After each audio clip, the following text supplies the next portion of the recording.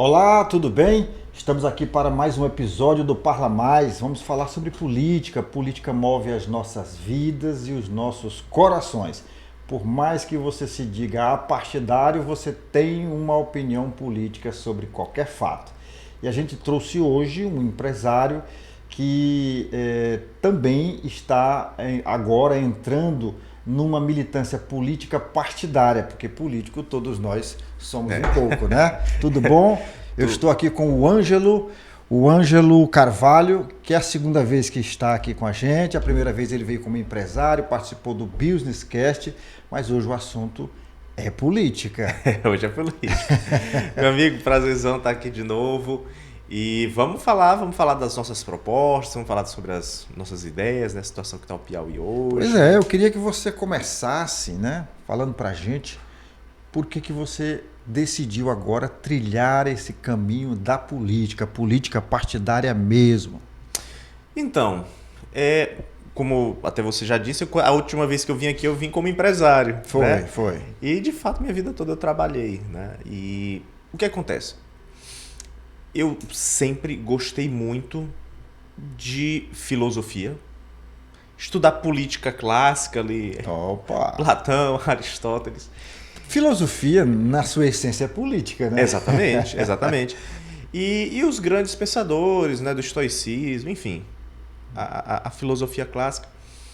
E sempre me instigou essa coisa de, rapaz, a gente tem péssimos políticos. E muitas vezes é porque, não dizer, nossa, que eu sou uma pessoa extraordinária, mas eu tenho certeza que eu sou muito melhor do que muitos públicos. Do que muito, assim, talvez 98% dos que aí estão. Então, assim, não faz sentido, e isso eu faço até um chamamento para todas as pessoas.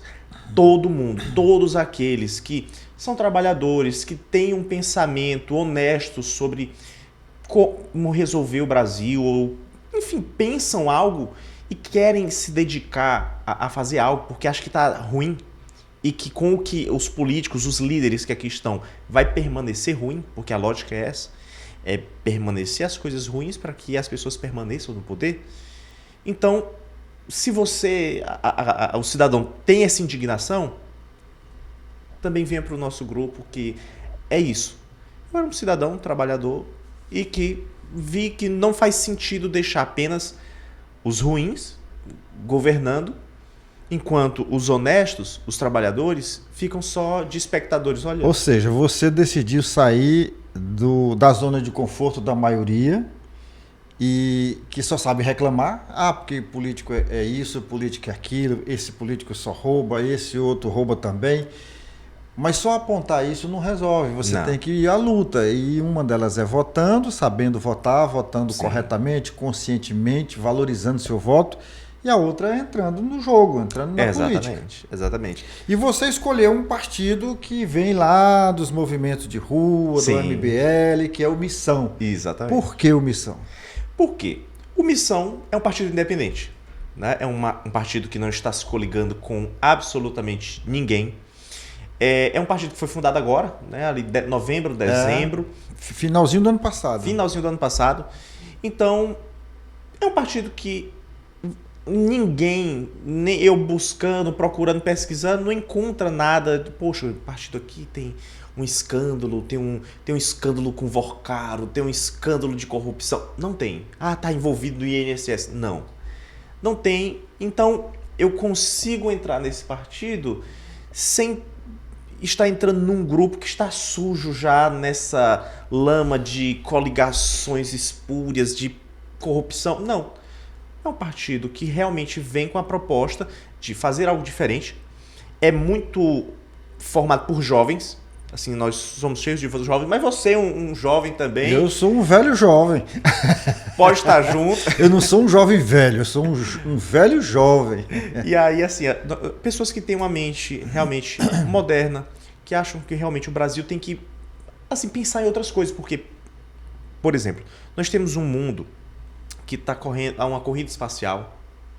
né? Todos os grandes países, as grandes nações estão mandando satélites, foguetes, desenvolvimento de inteligência artificial, exploração de terras raras, tecnologia, energia, tudo isso sendo desenvolvido no mundo e o Brasil ficando para trás. O Brasil está sempre um passo ou dois atrás. É terrível isso. Viu? Então não faz sentido. Então o Missão, eu vi isso.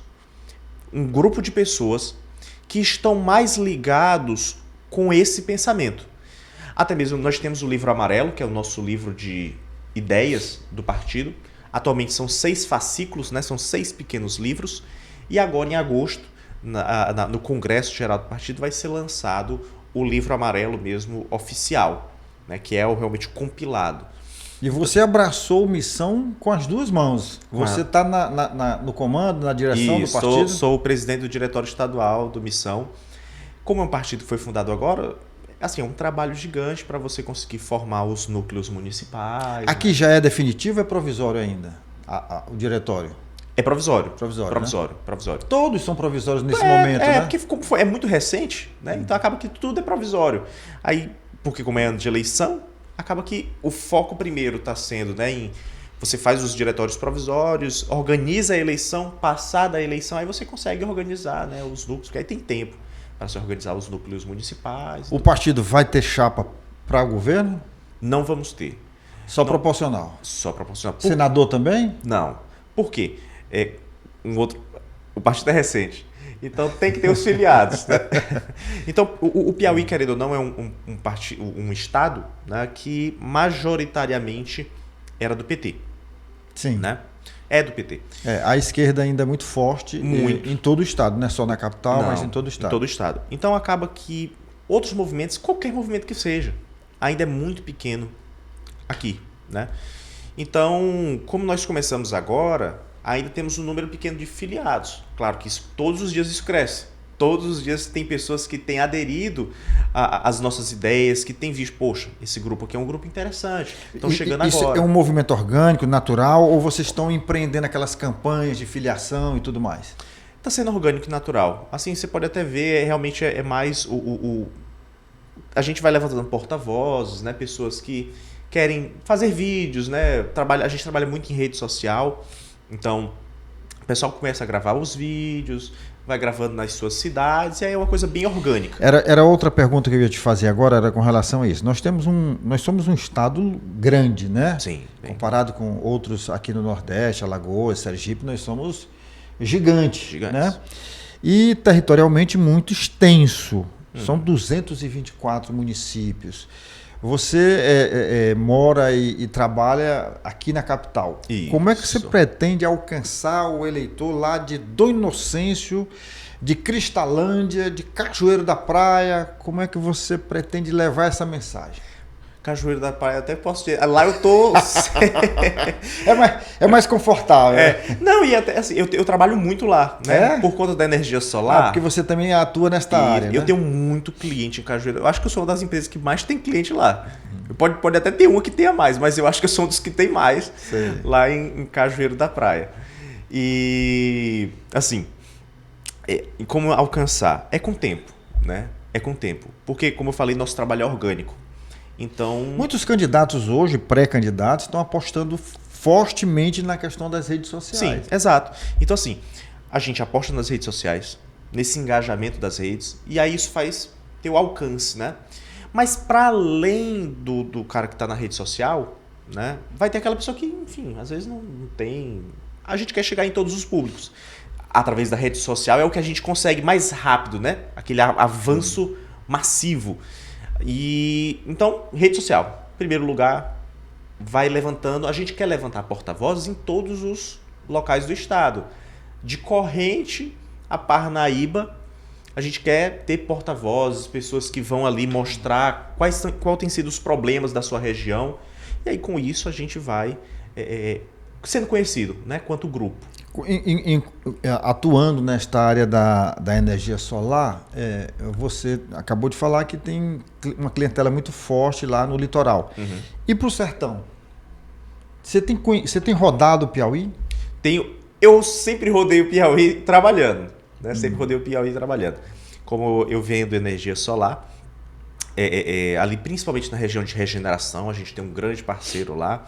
Já temos também muitos clientes. Acho também que é uma das empresas que tem mais sistema ali naquela região, né? É do lado de Amarante, onde teve aquela senhora que teve aquele vídeo famoso. A irmã Francisca. Irmã Francisca, exatamente. Aliás, eu estou aqui reiterando o convite à irmã Francisca para ela vir aqui falar sobre as suas propostas, porque ela está candidata, né? Eu acho que eu vi ela está candidata. Isso, né? Fica reforçando aqui o convite, viu, irmão? Eu já falei com ela pessoalmente. Também. Só uma questão de agenda, mas ela vai vir aqui para explicar direitinho como é que foi aquele embate com o governador, o que mudou depois daquilo, se houve alguma perseguição, se a energia dela continua vindo cara mesmo depois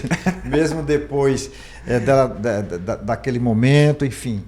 É uma coisa que eu queria perguntar para você também, não é fugindo, porque esse tema vai estar muito presente na campanha. Claro. Muito forte essa questão do imposto do sol, né? Sim. Então eu queria saber de você exatamente isso. Esse imposto está sendo efetivamente cobrado? Claro, tá. Ele não deixa de cobrar, não. Para cobrar é ligeiro. Né? Para cobrar é ligeiro. Então, assim, é imediato. Assim, quando ele colocou, ficou sendo cobrado. E para ficar claro, né? Para esclarecer. Ele até parou de falar, né? Mas ele tentava dizer que não, isso foi o projeto que foi estabelecido pela Câmara dos Deputados, né? E que regulamentou isso. Mas não foi. O ICMS, ele é um imposto estadual. Uma coisa é o ICMS, outra coisa é o FIUB, que é a taxa de distribuição, que é o que foi regulamentado, né, na Lei 14.300, que fala sobre... Uma lei federal, né? É uma lei federal.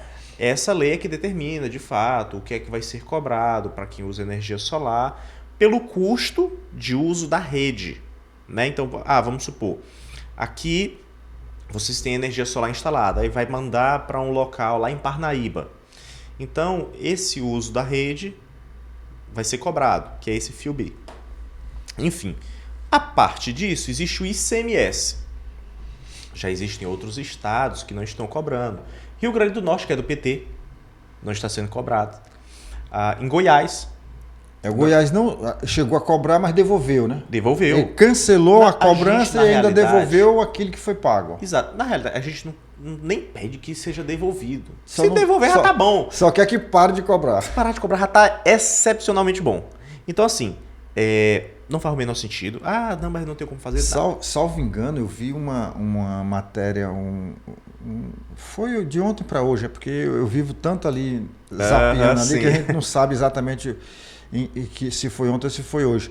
Mas parece que o deputado Solano, o Solano, o federal, ele estava querendo, batendo nessa tecla do imposto sobre a energia solar e a eólica, sobre o vento também. Para botar imposto nas duas? Essa eu nem vi, não. Eu não duvido, não. Eu vi, eu até queria aqui também estender o convite ao deputado para ele vir aqui explicar, ou afirmar ou negar, né? Mas que eu vi algo sobre isso nas redes sociais de ontem para hoje, eu vi. Sobre uma nova taxa. Uma nova taxa. Nunca acha pouco, não. E outra... Deputado Merlong Solano, tá?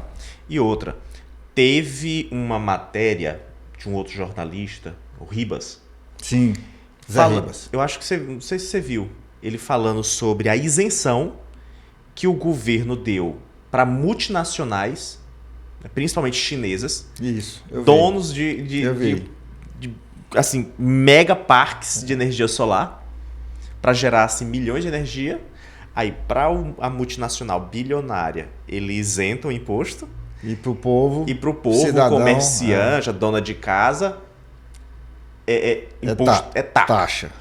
E aí, então assim, não faz o menor sentido. Não faz o menor sentido. Porque quando você isenta, o Estado está ganhando o quê? Não, mas mas porque vai ter emprego. Com certeza gera menos emprego. E emprego da China hoje é meio complicado. Tem uma empresa, a BID, lá na Bahia, Camaçari, né? No distrito, na cidade de Camaçari, ali pertinho de Salvador, na Grande Salvador, que instalou uma empresa e de repente foi acusada de trabalho escravo. e um diretor chegou a espancar, chicotear um funcionário brasileiro. Sim. O trabalho escravo era para trabalhadores chineses. Então, essa história de isentar uma empresa da China pensando na geração de emprego é meio complicado, porque eles estão trazendo a maioria dos funcionários Sim. dessas fábricas, dessas empresas. E eles têm um regime de trabalho que é diferente do nosso. Totalmente diferente. Então, eles estão espancando os funcionários. E no caso do funcionário espancado, foi um brasileiro. Foi um brasileiro. Baiano. E eu já vi, né, várias... O Renan, né, que é o nosso candidato a presidente, pré-candidato, ele fez alguns vídeos falando sobre, né, essa questão. A China traz os seus funcionários, forma uma classe média ali na região, que é uma região pobre. A fábrica não vai trazer nenhum... A fábrica tem isenção também de imposto, então acaba que não traz nenhum benefício. Não agrega muita coisa. Não agrega muita coisa. Ele já trouxe os funcionários, a maioria da China. É uma faixa salarial, como é de indústria, né, mais alta. Aumenta a capacidade financeira dos chineses que estão ali, vai formar uma classe média chinesa. Você falou aí no Renan Santos. Renan Santos, ele é o pré-candidato. Ele é o presidente do Partido Nacional. Presidente do partido. Presidente nacional do Partido Missão e é o pré-candidato do Missão à presidência da República. Isso. Começou muito timidamente, praticamente nem aparecia em pesquisa, mas de uns meses para cá o Renan aparece e aparece relativamente bem. Aqui no Piauí foi uma surpresa para muita gente, eu acredito que para você também. Ele já desponta com 6%. 6,8%. Quase 7% da preferência do eleitor. E o que eu queria saber... E já é o primeiro lugar entre os mais jovens, de 16 a 24 anos. É o primeiro lugar. É o primeiro lugar, Flávio né? e Lula.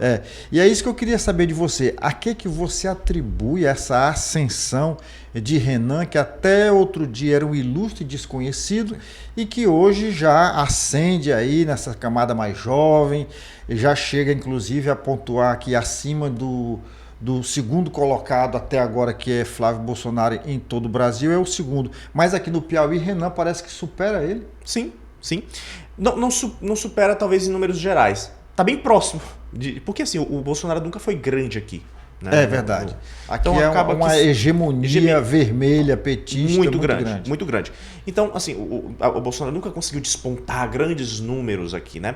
Hoje o Flávio ainda é um pouco maior do que o Renan, aqui no Piauí. Porém, como eu lhe falei, dependendo da faixa, o Renan já está ultrapassando Lula e Bolsonaro. Então, mas por que, né, que isso acontece? É o que a gente quer saber. É um discurso que conversa com as necessidades da população. Ao invés de estar falando, assim, PT e o PL ali, essas pessoas que estão envolvidas, né, nesses escândalos que estão aparecendo todos os dias, a população já está um pouco enojada. Todo dia surge um escândalo diferente. Seria uma terceira via a candidatura do Renan? A gente não chama de terceira via. A gente chama de... É um único que tem projeto. Seria a única via, de fato, que tem algum projeto. Flávio não tem projeto nenhum. Se alguém perguntar qual é a ideia do Lula para um novo governo, não existe assim Porque assim, se fosse de fazer alguma coisa para transformar o Brasil numa grande potência, nós somos uma grande potência por conta dos brasileiros, não pelo esforço de um governo X ou Y. Porque se fosse para depender do governo do PT, nós já seríamos uma grande nação. Porque já tinha dado tempo. De 2002 para... 22 anos, 24 anos. Né? Já teria como ter feito alguma coisa. Um mandato não dá para fazer nada. Poxa, mas em 22 anos dá para... Mas a culpa é do Bolsonaro que destruiu tudo. Não é. Todo mundo conseguiu. Não existe isso. Todo mundo vivia no Brasil antes, sabia como era e viveu depois. Assim, não teve... Nossa, foi tão diferente. E o Renan, o discurso dele é justamente conversando com aquilo que mais tem incomodado a população. E a nossa ideia é, de fato, fazer isso acontecer. Então, por exemplo, as pessoas têm se incomodado muito com a questão da segurança pública. Vamos resolver isso.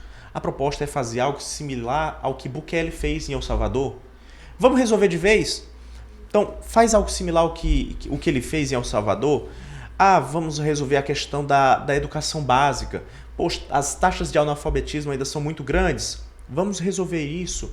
Poxa, tem muito desemprego ainda no Brasil. Vamos reindustrializar o Nordeste, industrializar o Nordeste. Então, faz outras zonas econômicas especiais. Então, é uma série de propostas. Você está colocando uma política meio radical diante do que está aí. Não é radical porque seria inatingível, mas diante do que está aí, ela é radical. É mudar o foco, mudar a política, mudar o método. Sim.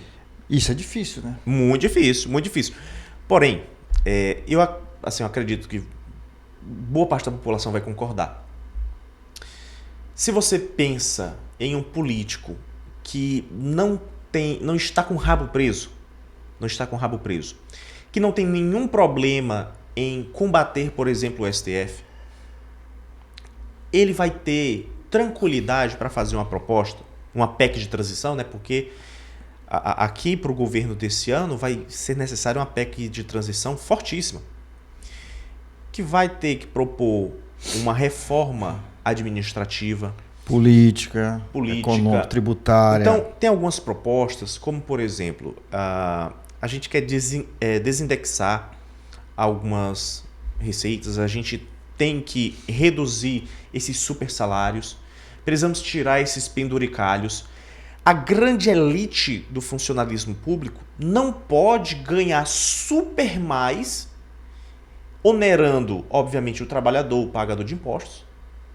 Então isso tem que baixar. Os penduricalhos no geral, essas verbas extras, tudo isso tem que ser diminuído. Para quê? Para que consigam se fazer investimentos. Aí, é muito difícil? É de fato muito difícil. Porém, se o político não tem nem rabo preso, ele consegue já fazer uma base na transição. É mais factível, Agora sim, você falou aí na questão da educação básica, falou na questão da segurança. Eu queria que você colocasse agora para o Piauí quais são as bandeiras ou as principais bandeiras que você pretende levantar caso você chegue na Câmara Federal. Vamos lá. Vou falar primeiro uma bem rápida, que é a questão da energia solar. Sim. Né? Energia solar, a gente vai fazer um trabalho, né, para reduzir as taxas e fomentar a entrada de uma indústria em torno das energias renováveis. Porque o Brasil ele tem um grande potencial. Então não faz sentido a gente deixar permanecer nessa indústria toda fora. Você está falando dos insumos, das placas. Exato, das placas, dos inversores, das baterias. Porque a grande revolução para o futuro vão ser as baterias. Porque o pessoal tem dito muito, né? O problema da energia solar é porque gera muito, e aí gera um problema na rede. Era muito fácil, era só botar bateria. Mas ainda é muito cara essa bateria, né? E não é. Por quê? Sabe o que é mais caro que a bateria? A termoelétrica. E o Sim, governo eu tô falando é cara pro consumidor final, né? Pois é.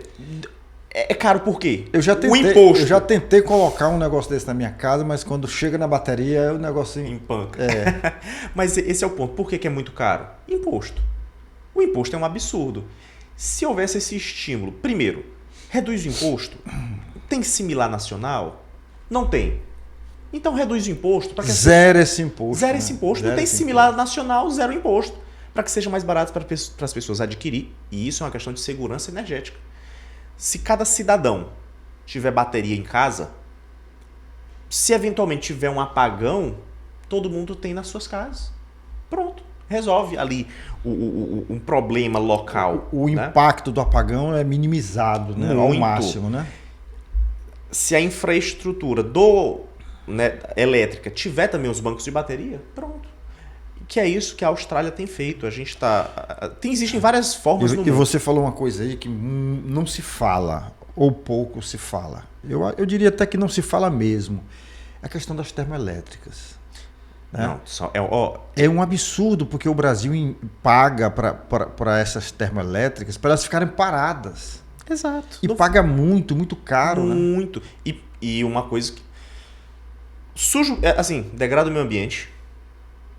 É ruim em todos os sentidos e ainda é muito caro. Mas aí se pergunta, por que é que, ao invés de ter feito esse mega contrato que foi feito agora com as termoelétricas, que isso tem envolvimento com a classe política Também. Corrupção aí no meio tá a rodo.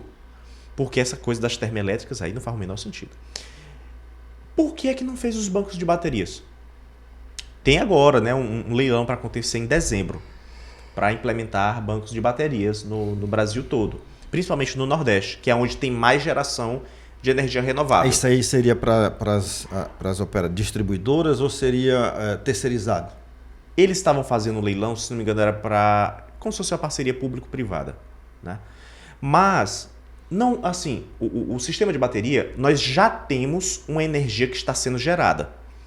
Hoje já se acumula bilhões de prejuízo, porque as grandes usinas de energia solar elas estão tendo que ser desligadas. Por quê? Tem lá uma usina, aí o sistema elétrico fala assim, tem energia demais, desliga porque senão vai dar um colapso. Aí desliga lá as eólicas e as solar. Quer dizer que as baterias, elas iriam poder, a gente poderia estocar, diferentemente do vento, a gente poderia estocar essa energia. Né? Tá vendo? Eu vou fazer justiça a Dilma. A Dilma não falava a história de estocar o vento. Pois pronto, isso aí que é estocar o vento. Né? Você coloca a bateria e a bateria vai armazenar tanto a energia da eólica quanto da solar. Armazenando, você solta nos horários de pico. Pronto. Resolvido assim, um grande... Porque já tem energia sendo gerada. Tá, Ângelo, vamos agora para as propostas. Vamos lá. Segurança pública, né? Nossa proposta é fazer muito similar ao que Bukele fez em El Salvador. Que é o quê? Fazer uma mega operação logo nos primeiros meses para acabar de vez com o crime organizado, para acabar de vez com o crime em todos os níveis. De banqueiros envolvidos ao cara que está com a arma na mão, que seja resolvido num todo. Não é só. E aí resolve como? Exército e polícia na rua para resolver de uma vez. No Brasil todo. Então tem que ser como ele fez lá. Ele resolveu? Resolveu. De certa forma resolveu. Lá eram as gangues, aqui são as facções. Sim, né? Sim. É só outro nome, mas assim, lá a taxa de homicídio era gigantesca, a violência era muito grande. Não, era uma completa anarquia. E aí o presidente chegou e... Não foi fácil também. Eu vi um documentário na Brasil Paralela, semana retrasada. Sim. Uma série, tem vários documentários e tem uma série. É bem interessante. O que ele fez lá é possível fazer aqui. Não é fácil, não é assim do dia para a noite. Ele precisou mudar o Congresso, ele precisou destituir o Supremo Tribunal Federal de lá, né? Mas tudo dentro da legalidade. Tudo dentro da legalidade. Não foi nada de forma arbitrária. Você pode até não gostar da política do Bukele, mas não pode chamá-lo de ditador, não. Exatamente. Porque foi tudo democraticamente. Ele teve a paciência de renovar o Congresso e o Congresso tomou as medidas necessárias. Exatamente. O grande ponto é esse. Um presidente popular que seja eleito e que proponha isso, vai ser impossível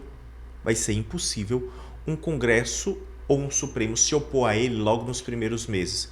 Porque todo mundo sabe, um presidente que acaba de ser eleito, ele é uma pessoa que tem força. Chega com moral, né? Ele chega com moral.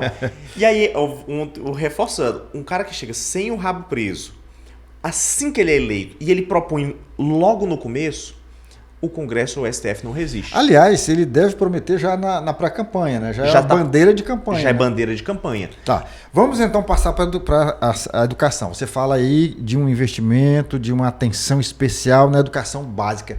O que você pensa em relação a isso? O que o partido pensa em relação a isso? Então, a gente pensa que a educação básica ela é primordial. Assim, primordial. Por quê? Não é justo, não é correto que no interior do Piauí, isso é uma realidade ainda de muitas escolas, tenham escolas deterioradas. Tem escolas que estão com uma situação muito ruim. E aí você, por exemplo, vê o governo, vamos comprar aqui tantos computadores, estamos comprando tablets para modernizar. Isso é errado? Não estou dizendo que isso é errado. Porém, faz sentido você fazer essa compra enquanto ainda existem escolas que não têm um mínimo. Que não tem nem internet, né? Que não tem internet, que não tem uma carteira adequada, um ar-condicionado, que tenham as salas assim, bem climatizadas, bem organizadas, escolas decentes para a criança ter aquela vontade de ir. Poxa, a estrutura do meu colégio é boa. Para o professor também se sentir animado para ir para aquele local de trabalho confortável, que tenha uma sala adequada para os professores. Então, a educação básica como um todo, ela precisa de um cuidado especial, porque é ali que a gente vai ter o cuidado com as nossas crianças e adolescentes. E querendo ou não, a formação da criança e do adolescente ela é fundamental, porque a segurança pública ela vai se casar com aqui. Porque a gente vai resolver de uma vez, tirando... Criança na escola não é criança vulnerável para as facções criminosas, exato, por exemplo. Exato. Então o que a gente fala é, nós temos que resolver esse problema que já está, que é a pessoa que está armada na rua, ameaçando a vida do trabalhador, de todo mundo. Por outro lado, temos que investir pesado na educação básica. Música, artes, cultura. Temos que investir para que essas crianças elas tenham acesso aos esportes, para que elas tenham acesso a uma educação de qualidade, que de fato ensine para elas o português, a matemática, que ela realmente tenha uma educação de extrema qualidade. Uma escola, na minha opinião, e também é uma coisa que eu vou lutar, que esteja aberta a semana toda. Então, é uma série de coisas que a gente... Assim, a educação básica é prioridade. Se eu pudesse dar uma sugestão, você poderia defender a inclusão também de uma disciplina de economia, claro, de empreendedorismo, com né? certeza. Economia financeira, né? Sim. Economia financeira. A criança, ela precisa... Eu sofri isso muito com meu filho, quando ele era menorzinho, que ele dizia assim, o papai pompa. Qualquer coisa o papai pompa. E hoje eu procuro incutir na cabeça dele que não é assim, que você precisa... Ele agora nessa questão dos álbuns da Copa, né? E aí ele recebe aqui um dinheirinho do padrinho, da tia, dos tios, dos primos, aí, ó, vamos comprar. Ele disse, não, papai, eu não posso gastar meu dinheiro, não. Eu digo, tu quer que eu gaste o meu? Então faz o seguinte, eu compro um pacotinho, você compra um pacotinho. Eu estou dando para ele essa ideia de que é preciso realmente segurar, não pode entrar nessa onda consumista, sim, né? Sim. E isso a criança poderia aprender na escola. Claro. Já nos primeiros anos. Claro. Né? Uma das nossas propostas, e assim pode conferir nas redes sociais, a gente propõe que o jovem, né, que sai do ensino médio e também o jovem que está na universidade, aqueles os que tiverem o melhor desempenho, eles recebam bolsa para investir em startups, para que eles possam se encaminhar por esse caminho do empreendedorismo. Porque hoje, querendo ou não, a grande parcela dos jovens que têm o melhor resultado, ou eles vão para fora, ou eles vão para o concurso público. Né? Porque acreditam numa estabilidade e tudo. O que a gente vai propor? É uma nova saída.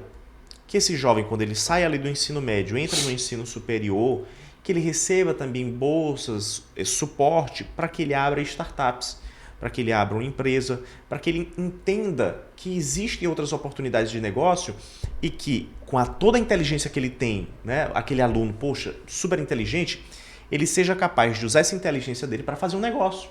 Porque talvez estimulando esse cara que é o mais inteligente, essa moça que é a mais inteligente, ele consiga fazer um negócio disruptivo. Olha, eu fiz uma reportagem durante a pandemia sobre uma iniciativa da Universidade Federal do Piauí, que eles estavam desenvolvendo um respirador com tecnologia nossa aqui, que sairia por 1/3 do valor de um respirador convencional. Isso, preço de mercado, porque se a gente for para o consórcio Nordeste, um respirador que custava 15 mil lá, e o Piauí entrou nessa com o senhor Wellington Dias, o Rio Grande do Norte, todos os 9 estados do Nordeste, capitaneados pelo presidente da época, que era o governador da Bahia, Rui Costa, e eles compraram 300 respiradores, investiram 48 milhões e 700 mil reais e não receberam um único respirador. Olha aí. Esse imbróglio ainda está aí maculando o currículo de todos eles. E um dia a justiça vai tomar uma posição. Eu, inclusive, estive no Rio Grande do Norte numa CPI criada pela Câmara, pela Assembleia Legislativa do Rio Grande do Norte, que investigou a fundo. e descobriu que houve essa falcatrua. Os respiradores foram comprados de uma empresa que não tinha expertise na área, era uma empresa que trabalhava com maconha, com os produtos advindos da maconha, o THC e etc. E essa empresa, a dona da empresa, que funcionava num apartamento e que essa nota fiscal dos 48 milhões de reais foi a terceira nota fiscal da empresa. Rapaz, tá vendo? Entendeu? Então, assim, foi um esquema criminoso que a esquerda... Eu fico imaginando, se nós tivemos 800 mil mortes na Covid, se a esquerda tivesse no poder, nós teríamos tido, de fato, um genocídio, porque nossa população teria sido dizimada, porque eles só pensam em corrupção, tudo, e sobretudo na área da saúde, sabe?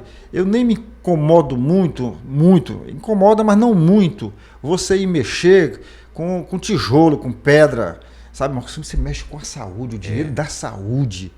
O dia da saúde, eu acho que quem desvia o dia da saúde deveria receber cadeira elétrica, deveria receber pena de morte. A gente precisa mexer nessa Constituição, porque o Brasil sempre, ao longo, desde que eu me entendo por gente, se utiliza a saúde como moeda de troca. Sim. Isso é fato.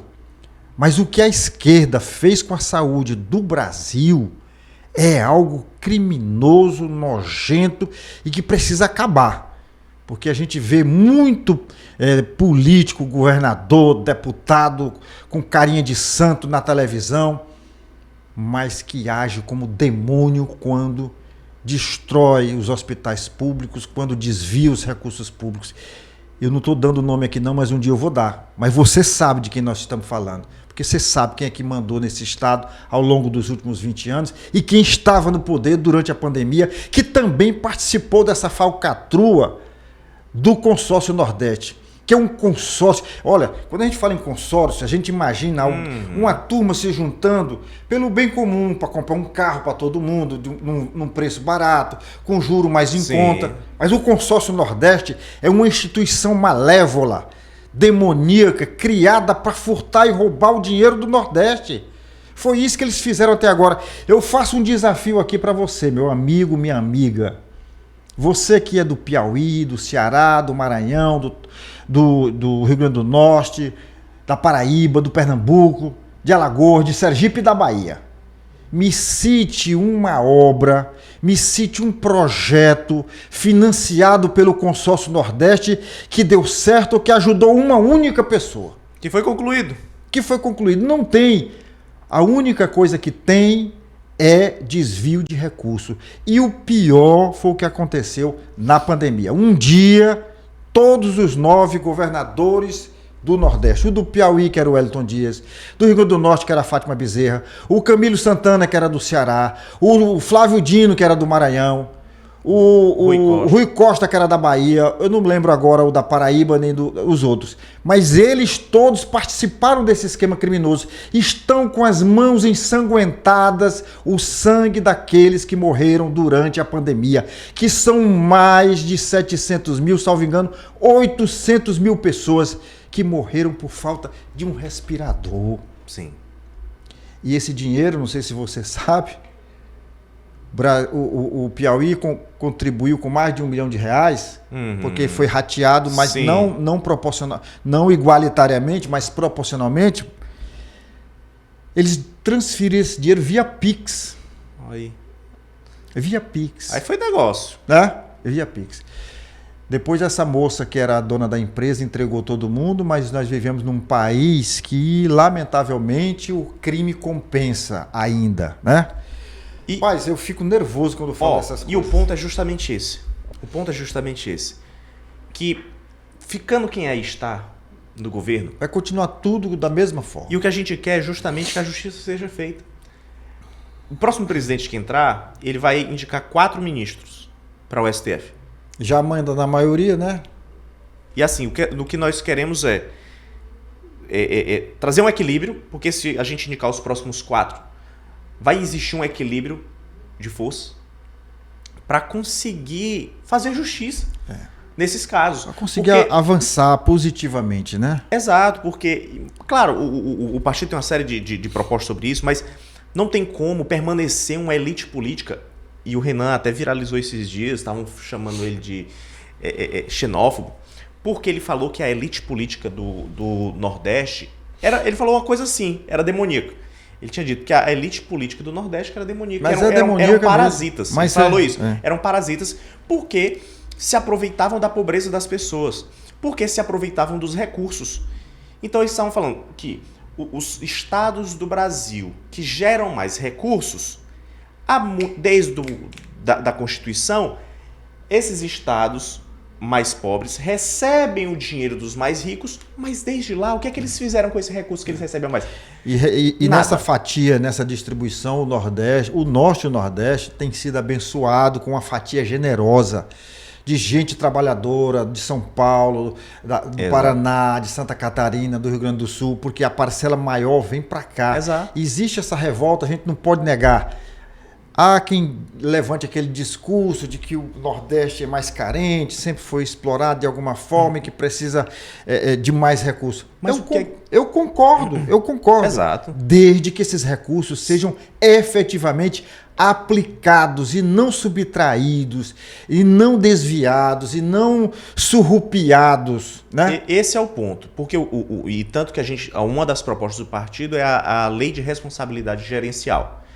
Se esse recurso vem, se o político que gere mal o recurso, ele não pode ser premiado. Não é possível que os estados da federação que pegam o recurso e gastam em show, vai fazer, vou gastar aqui 10 milhões fazendo um show, vou gastar 8 bilhões aqui fazendo show. Poxa, e não tem saneamento para ninguém, não tem a saúde. Ângelo, lamentavelmente a gente vive num país que tem um sistema, que foi aí um mecanismo que foi criado, que lamentavelmente o governador que distribui de forma errada, ou que subtrai, ou que participa de esquema de corrupção, que desvia o dinheiro, que rouba o dinheiro do povo, ele ao invés de ser punido, ele é promovido, ele vai para o Senado Federal. Exato. Tem sido assim em todos os estados do Brasil, sobretudo no Norte e Nordeste. Eu não estou falando só do Piauí, não. Por favor, aqui não tem nada direcionado contra os ex-governadores do Piauí, não. Sabe? Aqui é geral. Infelizmente, esse mecanismo, esse sistema, ele foi criado para funcionar dessa forma. Você rouba durante 20 anos no estado. Aí você vai para Brasília representar o estado. Exato. No Congresso Nacional. Aí fica blindado, a justiça não consegue alcançar, para você processar um senador da República é mais difícil, aí existe essa troca de favores. Quem pode impeachmentar um ministro do STF é o Senado Federal. Exato. Aí nós temos um STF com o pé na lama e nós temos um Senado com o pé numa latrina. Aí fica um protegendo o outro. Exatamente. Rapaz, tu não mexe comigo porque eu não mexo contigo.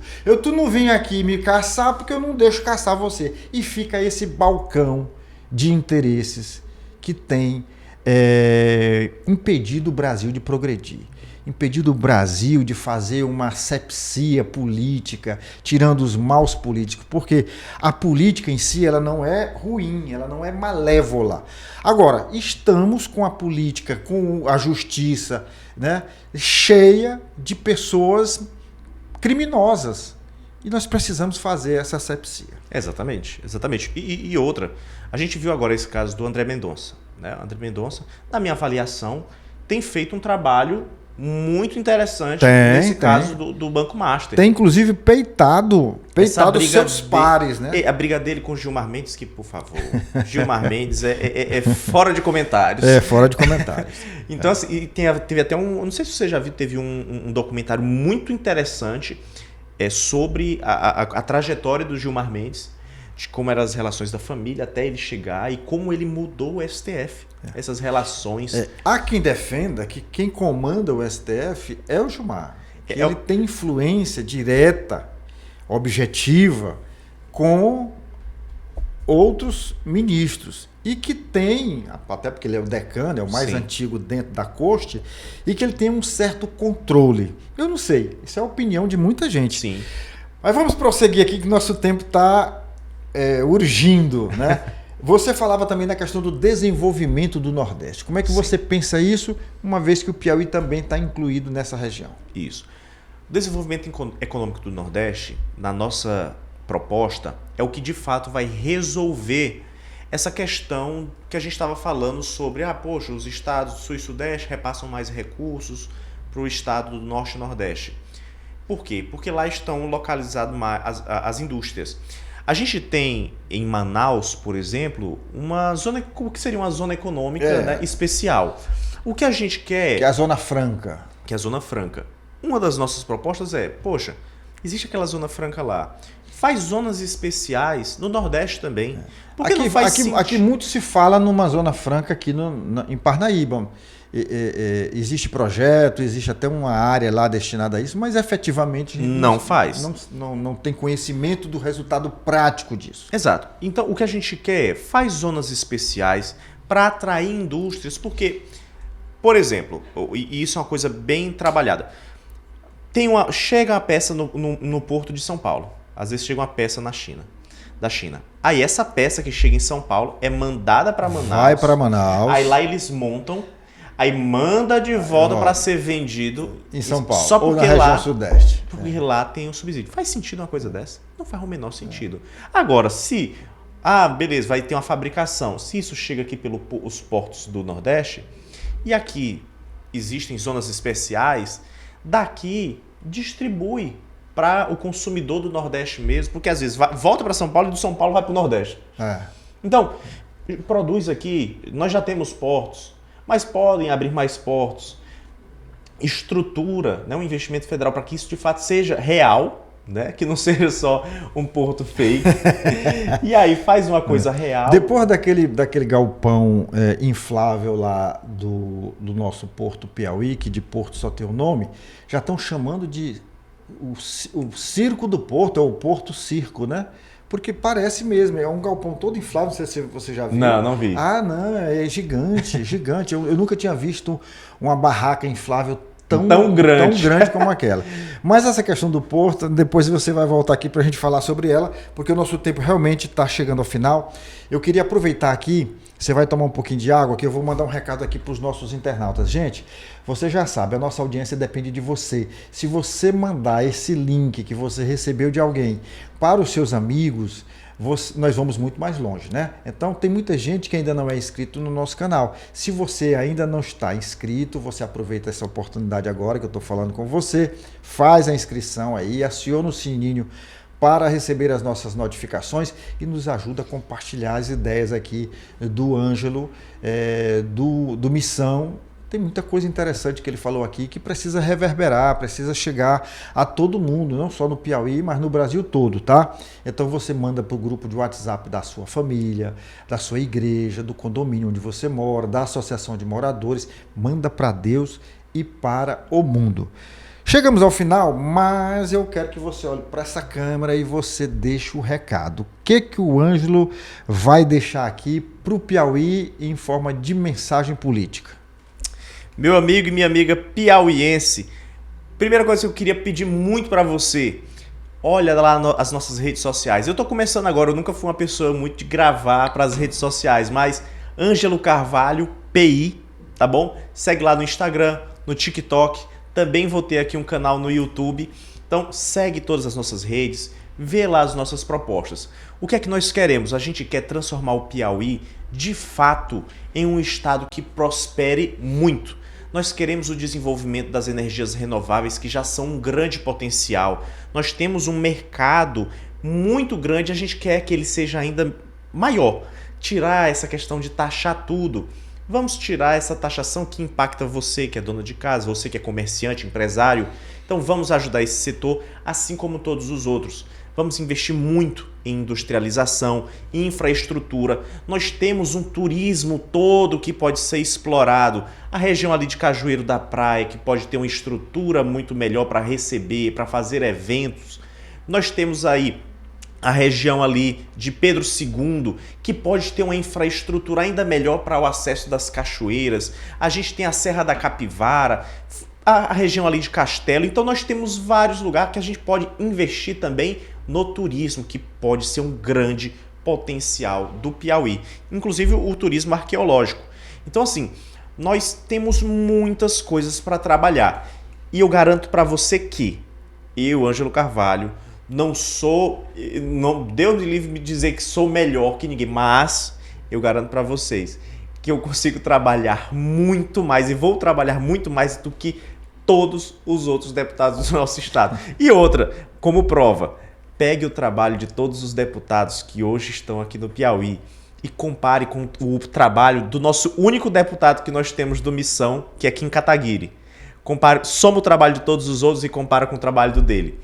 Ele lá é o exemplo de deputados que nós temos aqui no Missão e é onde a gente vai nos espelhar para trabalhar muito. Olha, você falou num assunto muito interessante aí, só para encerrar mesmo. O turismo. O turismo é uma indústria sem chaminé, que não polui. E o turismo, ele realmente consegue levar desenvolvimento. Porque quando a gente fala em turismo, a gente pensa assim, no avião, no ônibus de turismo.